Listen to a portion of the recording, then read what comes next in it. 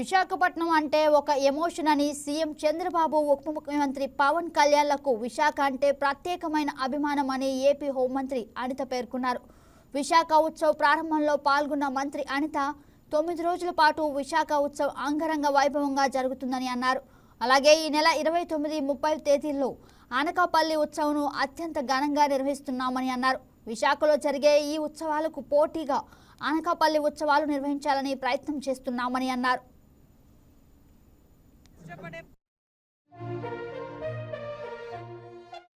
వాసులుగా ఆహ్వానం పలుకుతున్నాం.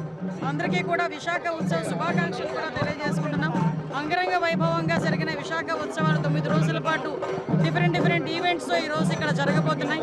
ఒక పక్క లోకల్ టాలెంట్సే కాదు, డిఫరెంట్ ప్లేసెస్ నుంచి వచ్చిన జానపద నృత్య కళాకారులు, అదేవిధంగా మన కాన్సర్ట్స్ ఇవన్నీ కూడా అలరించబోతున్నాయి. ఫస్ట్ టైం అనకాపల్లి జిల్లాలోని కూడా అనకాపల్లి ఉత్సవాలు అనేవి స్టార్ట్ అవడం నిజంగా చాలా గర్వకారణం.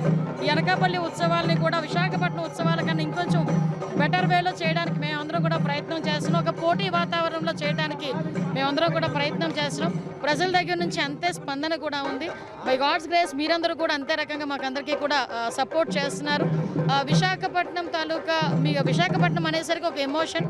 ఇక్కడ విశాఖపట్నంలో పుట్టి పెరిగిన వాళ్ళకే కాదు, చుట్టుపక్కల ఉన్న ప్రాంతాలు అందరికీ కూడా, ఎస్పెషల్లీ విశాఖపట్నం అంటే గౌరవ చంద్రబాబు నాయుడు గారికి, గౌరవ ఉప ముఖ్యమంత్రి పవన్ కళ్యాణ్ గారికి, లోకేష్ గారికి కూడా చాలా ఇష్టమైన ప్రదేశం ఇది. ఇక్కడ ఏ ప్రోగ్రాం పెట్టినా కూడా ఇక్కడ కంపల్సరీగా సక్సెస్ఫుల్గా పూర్తవుతుంది. విశాఖపట్నం ప్రజలు అంత ఆదరిస్తారు, అభిమానిస్తారు అని చెప్పి అందరికీ కూడా తెలుసు. విశాఖపట్నం ప్రజలు ఈ పండుగ వాతావరణాన్ని ఉపయోగించుకుని ప్రతి ఒక్కరు కూడా కుటుంబ సమేతంగా ఈ కార్యక్రమానికి హాజరవ్వాలని మనస్ఫూర్తిగా. Please subscribe to YK TV Network. Please subscribe to YK TV. Please watch YK News. Don't forget to subscribe YK News channel.